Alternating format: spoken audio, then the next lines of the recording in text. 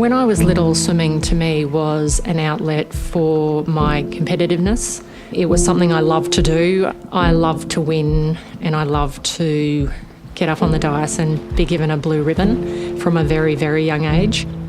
My name is Hayley Lewis. It was probably when I was 8, I went and saw the 1982 Commonwealth Games here in Brisbane, and I saw my hero Tracy Wickham swim the 400 freestyle.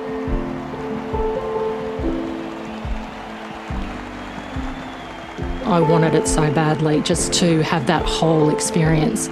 You know, there it pretty much stayed my whole childhood up until I was 15 when it became a reality.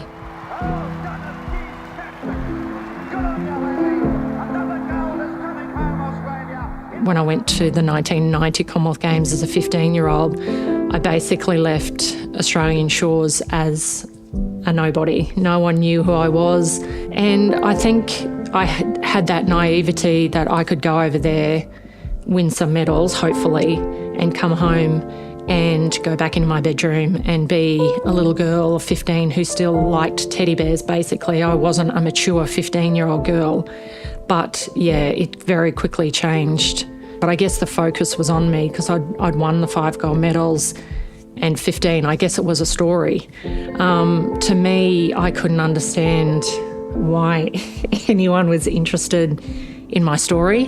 By the time our taxi turned up at our little house in Cannon Hill, just the enormity of what I had to deal with hit me pretty hard. And I remember my parents saying to me, you know, just answer all their questions, be nice, you know, but I think it took from my driveway to inside the house, it was probably 2 hours of just trying to get through journalists and signing autographs. And I remember I just went straight to my room and started crying.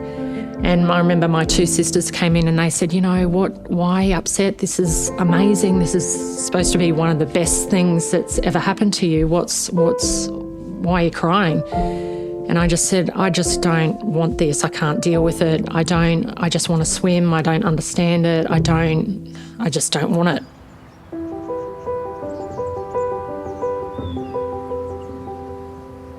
Looking back, I can see that was the start of my issues with my mental health in terms of my swimming. Inside, I can't even tell you how much I was struggling. And, you know, back in those days, so early 90s, mental health wasn't something that anyone spoke about, and particularly in the world of sport, if you mentioned that you were struggling, it was definitely a weakness. And, you know, there would be so many times where I would be really upset about the amount of pressure that I was put on by media, public, myself, my coaches, and, you know, I was just told to toughen up. You've got no one to support you and basically no one to help you navigate through a really difficult part of your life, let alone the expectations of competing. Another big turning point for me was when my youngest son started swimming at a quite high level. I started to really think about why I didn't feel the way he does about swimming. He loves it, he's so passionate. And it really bothered me that I had a very different psychological view of sport than he has. It was almost like I'd come full circle. So I guess that was what prompted me to want to study it and understand how the mind works really. And not only that, but my sister having taken her life in 2004, to go from being a very, very happy, you know, 34-year-old woman with 3 little kids and, you know, a PE teacher at Cavarote High School, had everything to live for. We all knew she wasn't herself. But if you knew her, you'd never think in a million years that that would be the outcome. I couldn't wrap my head around how someone who seemed to have everything in life could make that decision.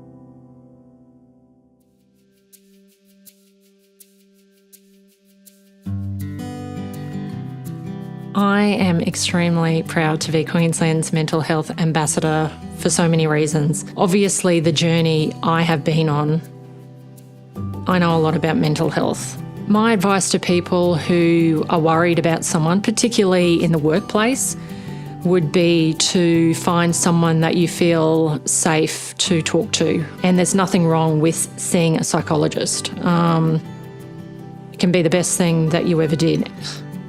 I stupidly thought, even when I was swimming and having all those problems, I thought, no, I don't need a psychologist. I'm strong, I'm tough, people tell me I'm strong and tough and can get through it. But, seeing a psychologist back when I did was the best thing that I ever did. For me, it's extremely important to evoke a sense of a safe workplace to my employees because, I want them to be able to come to work and have that feeling that they can talk to me about anything.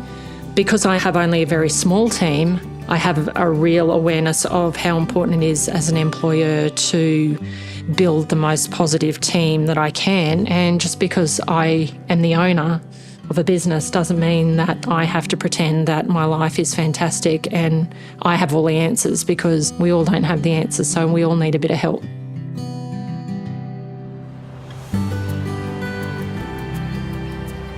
In January this year, I started back swimming, and I don't know why I didn't do it years ago. It's just that feeling that I used to feel when I swam, but without the pressure. Managing my mental health, I guess, is all about downtime. So obviously spending a lot of time with Cooper is my top priority. He's such a good dog.